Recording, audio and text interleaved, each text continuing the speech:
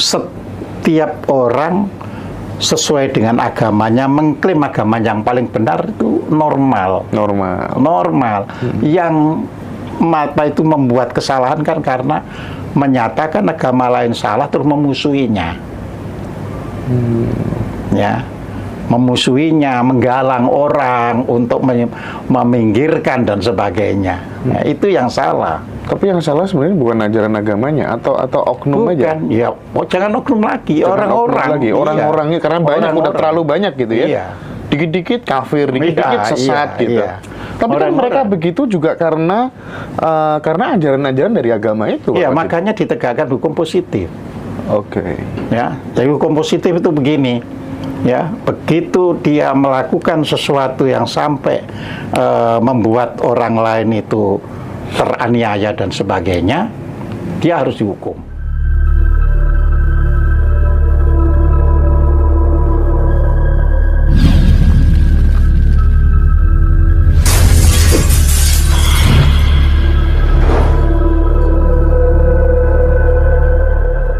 Ya. Contoh begini. Banyak sekali ya setelah reformasi itu dana-dana dari Timur Tengah untuk membuat sekolahan yang khas Islam, yang pesantren yang modern atau apa, yang dananya dari Timur Tengah. Tentu akhirnya di situ yang disampaikan adalah pesan mereka, bukan pesan kita. Ya. Nah, di sini ya tentunya diharapkan pemerintah suatu saat semua jenis pendidikan, ya, suatu saat ini harapan tentunya ada di bawah Departemen Pendidikan dan Kebudayaan. Apakah itu pendidikan pesantren atau pendidikan ini? Supaya apa? Supaya bisa mengetahui kebutuhan orang, ya kan? Supaya siapa sih sebenarnya yang untuk butuh misalnya di industri ini kan harus dipenuhi itu. Nah, kalau terbelah begini kan nggak bisa kita. Ya. Jadi contoh hari ini itu kurang lebih ada 28.000 unit pesantren. Itu artinya tambah banyak, ya kan?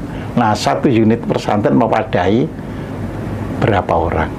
Nah, mengapa ini kok bisa berkembang? Kok enggak pendidikan umum yang berkembang?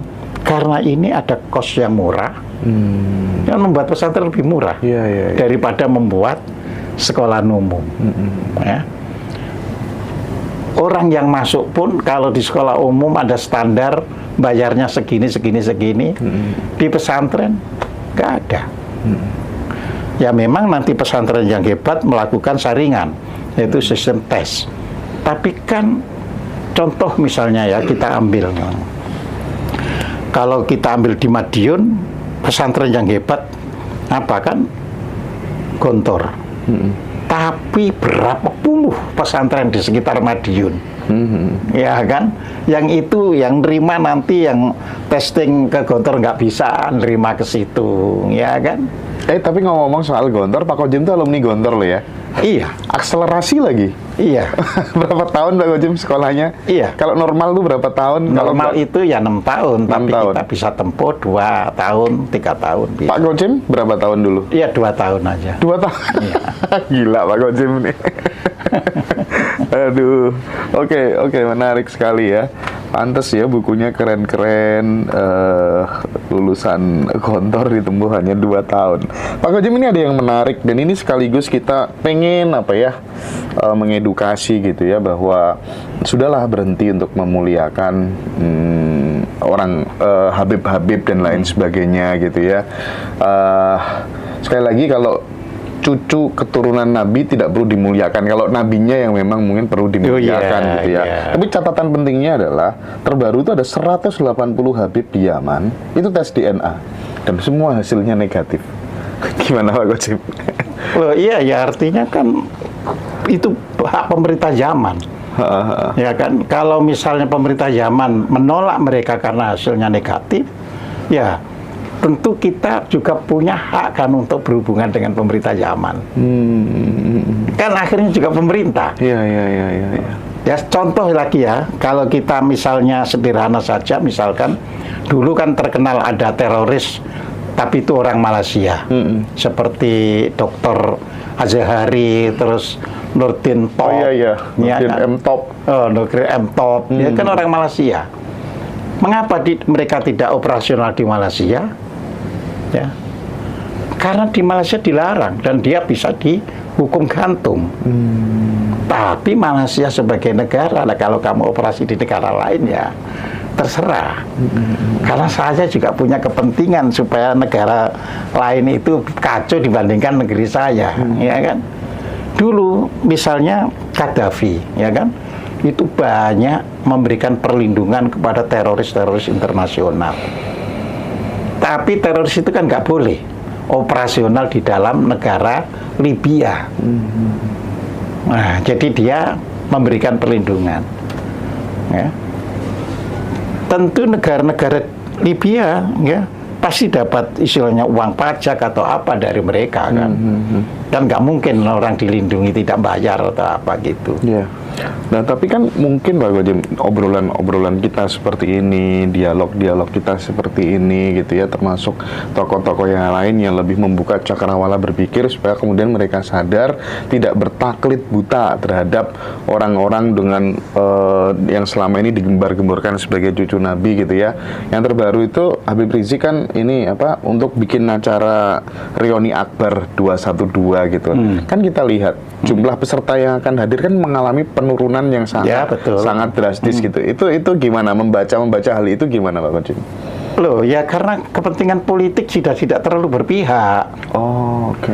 Ya kan, misalnya tahun-tahun 17, 18 kan masih berpihak. Ada kepentingan politik yang mereka itu berpihak. Makanya sekarang misalnya kan Habib Rizik bisa kumpul sama kelompok Pak Jokowi. Ya kan, contohnya seperti itu. Ini kan ada kepentingan-kepentingan. Nah, masyarakat sendiri yang harus dididik untuk berani melek, berani melihat realita. Jadi makanya tadi saya katakan jangan bawa piring sudah cangkir sudah penuh, bawalah cangkir kosong, sehingga kita bisa melihat segala sesuatu itu apa adanya. Ya, jadi kepentingan di sini menjadi turun karena apa? Orang yang misalnya di Jakarta pro Pramono Rano jauh lebih besar daripada yang pro mereka. Nah, otomatis ketika reuni 212 ya menjadi turun. Kan seperti itu. Ya. Jadi negara ini semuanya itu bisa hilang kembali.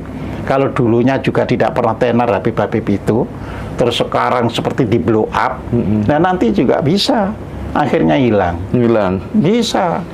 Agama itu ternyata nggak sesuci yang kita bayangkan gitu ya. Perselingkuhan antara pentolan agama dan pentolan partai politik itu ternyata kental banget gitu ya Pak Gojim ya. Jadi disinilah kita perlu mendidik.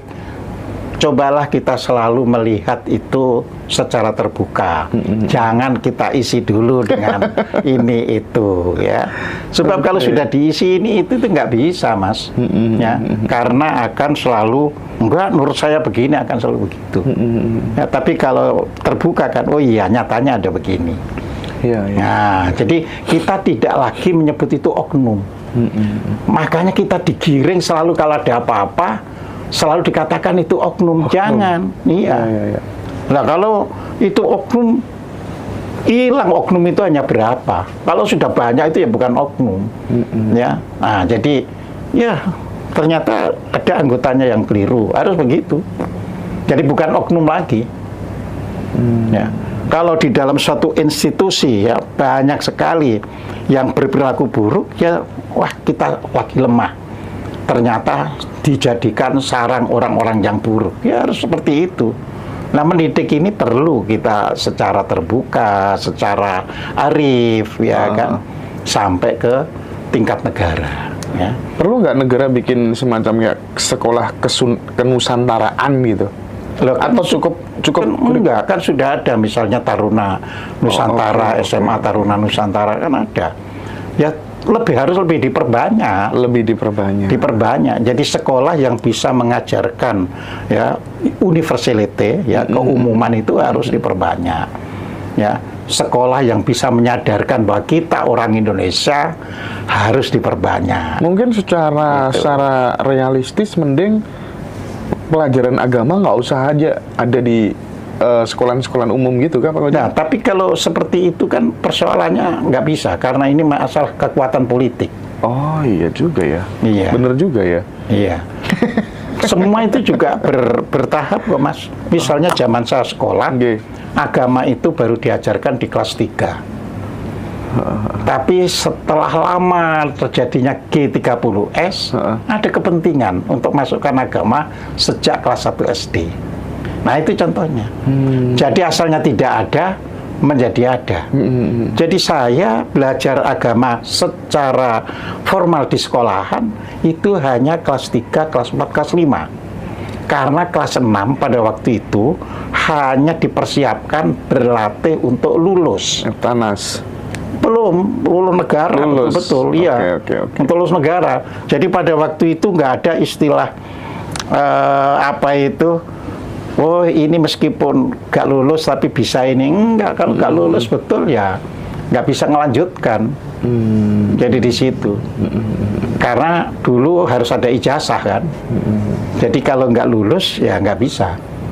Jadi itu contoh misalnya banyak teman saya yang di sekolah pertanian pada waktu itu ya itu nggak lulus, nggak dapat misalnya tulisan ya Anda tidak lulus tetapi sudah menamatkan pertanian, nggak ada seperti itu. Nah kita juga bisa menghidupkan kembali seperti itu ya. Jadi agama oke, tapi porsinya harus seberapa. Jadi menghilangkan nggak bisa, tapi porsinya gitu loh ya. Tapi yang paling masuk akal itu sebenarnya agama apa sih dari agama-agama yang ada gitu, pengajarannya dan lain sebagainya. Menurut Pak Kojim, agama yang paling masuk akal di Republik ini? Loh, kalau apa itu paling masuk akal itu semua orang klaim agamanya masuk akal, gitu ya kan. Nah, sudah pastilah. Oh gitu ya. Karena soal keyakinan gitu ya. Iya. Jadi malah kalau kita nggak bisa nerima akal itu, mereka ngatakan, loh, memang kan bukan akalmu yang harus tapi agama harus masuk akalmu, bukan akalmu yang masuk ke agama kan gitu. Ya. Jadi disinilah kita harus bisa memahami. Makanya saya sampaikan pada waktu yang lalu ya kan bahwa setiap orang sesuai dengan agamanya mengklaim agama yang paling benar itu normal. Yang apa itu membuat kesalahan kan karena menyatakan agama lain salah terus memusuhinya. Ya, memusuhinya, menggalang orang untuk meminggirkan dan sebagainya. Nah, itu yang salah. Tapi yang salah sebenarnya bukan ajaran agamanya atau oknum bukan, aja. Ya, jangan oknum lagi, orang-orangnya karena banyak udah terlalu banyak gitu ya. Iya. Dikit-dikit kafir, dikit-dikit sesat gitu. Iya. Tapi kan mereka begitu juga karena ajaran-ajaran dari agama itu. Iya, makanya ditegakkan hukum positif. Oke. Ya, jadi hukum positif itu begini. Ya, begitu dia melakukan sesuatu yang sampai membuat orang lain itu teraniaya dan sebagainya, dia harus dihukum. Jadi bukan lagi, wah ini karena sesatan jadi diinjak orang sampai mati. Bukan begitu. Nginjak orang mati, agamamu apapun harus dihukum. Ya. Kalau hukum kisos berarti ya hukum mati juga, kan gitu kan. Jadi seperti itu. Jadi ini namanya penegakan hukum, ya kan. Jadi agama Anda yakini dan mengatakan yang lain itu sesat tidak apa-apa, sepanjang tidak sampai ya kan mencederai orang, tidak sampai mengganggu orang, tidak sampai menyudutkan orang, tidak sampai meminggirkan orang. Karena memang itu sudah naluri manusia mengatakan agama yang dipeluknya itu yang paling benar itu dan yang lain salah itu. Sampai di situ tidak ada persoalan kan. Jadi itu. Tapi hukum harus secara positif ditegakkan. Jadi di situ. Oke. Menarik ya. Karena memang kita tahu ya Pak Gojim ya, tadi yang paling menarik itu kan perselingkuhan antara penolan tokoh-tokoh agama dengan partai politik kan, apalagi dengan banyaknya pesantren yang sekarang bermunculan tuh sebagai ajang untuk money laundry juga kan. Oh iya, itu tadi saya katakan setelah reformasi ini banyak dana dari luar untuk membangun pesantren. Jadi bukan untuk membangun sekolahan-sekolahan umum. Iya. Pesantren Pesantren karena itu paling mudah. Ya kan.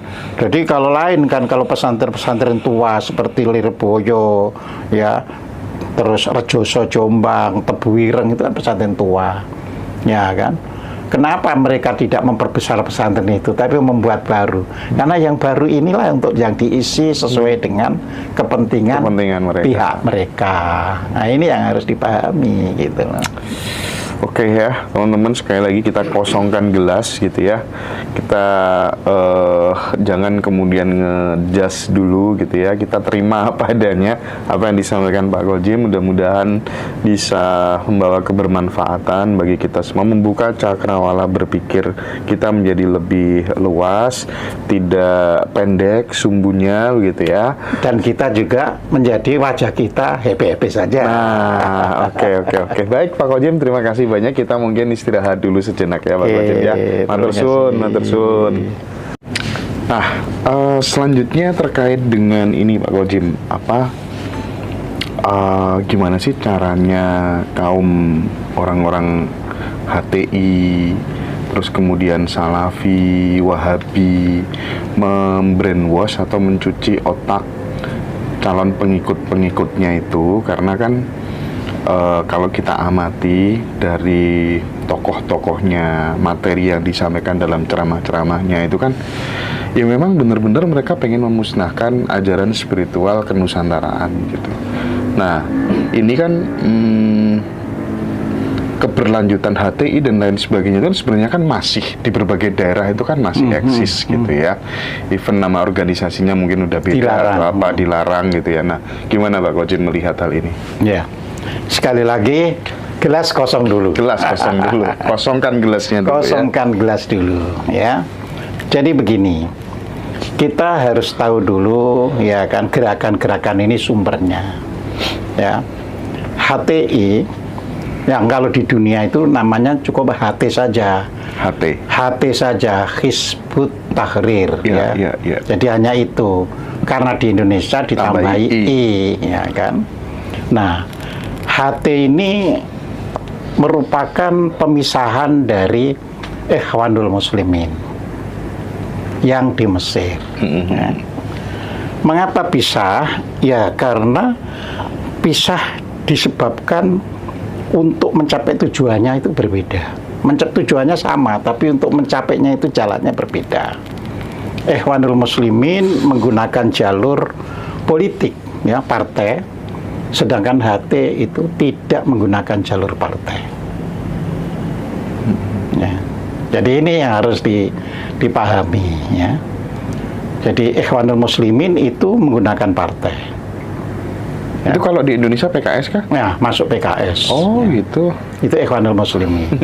Terus. Tapi ini kan saudara kembar dengan HT itu. Iya sih. Cuma HT. Ajarannya sama. Iya, cuma HT itu tidak menggunakan partai. Dia menggunakan sistem dakwah. Nah, sebagai institusi dengan menggunakan sistem dakwah, HT banyak ya masuk melalui sistem pendidikan. Jadi istilahnya yang di SMA misalnya dia mengadakan pengajian di luar jam pelajaran. Ya. Jadi ekstrakurikuler gitu ya. Jadi ekstrakurikuler. Saya termasuk yang masuk di situ dulu. Ya. Namanya Kajian Remaja Islam Permata gitu. Nah, pokoknya namanya bisa macam-macam. Iya, macam-macam ya. gitu. Esensinya adalah ajaran Hizbut Tahrir. Ya, esensinya ajaran Hizbut Tahrir. Dan sebenarnya baik Ikhwanul Muslimin maupun Hizbut Tahrir itu sama-sama ingin membangun sistem kekhalifahan. Ya, sama. Ya, jadi ingin membangun sistem kekhalifahan.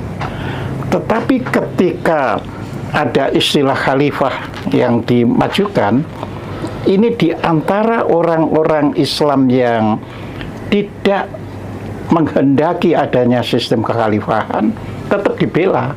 Loh, khalifah itu Islam. Nah, jadi gitu.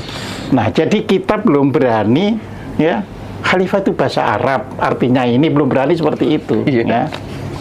Jadi masih dimanfaatkan oleh tokoh-tokoh, ya kan? Jadi kekhalifahan itu Islam. Nah, ini bisa membuat orang yang mendengarkan itu ya kacau balau lah pikirannya, ya. Kalau saya jelaskan, loh, khalifah itu dalam arti aslinya adalah ya orang yang menggantikan, ya. Jadi Adam disebut khalifah karena menggantikan manusia sebelum Adam. Nah, itulah yang diprotes oleh malaikat. Oh iya, ya kan, iya, jadi iya, menggantikan. Ya, Khalifah itu pengganti. pengganti, ya. Makanya gelar khalifah itu artinya misalnya Abu Bakar ketika wafat kan diganti oleh ya. Nah, hanya saja ketika mereka membangun sistem Khalifah Ur-Rasyidin ini, yang Khalifah 4 itu, Abu Bakar, Umar, Utsman, Ali itu melalui pemilihan. Ya, begitu sampai di Bani Umayyah dan nanti dilanjutkan pula oleh Bani Umayyah, sistem kekhalifahan itu langsung seperti kerajaan. Oke. Ya, jadi anaknya lah yang jadi penggantinya, kan gitu kan. Tapi namanya masih disebut kekhalifahan. Nah, jadi di situ. Ya. Dan ini ya karena kondisi dunia yang paling lama bertahan adalah kekhalifahan Turki Utsmani, ya. Jadi itu paling lama karena berdiri tahun 1299 dan jatuh pada tahun 1924. Jadi ada jarak berapa tahun itu coba? 600 tahun lebih, ya. 625 tahun. Nah, itu sangat lama, ya. Ya, yang lain-lain sebenarnya sudah jatuh, misalnya di Cordoba tahun 1492 Desember sudah jatuh. Ya. Nah,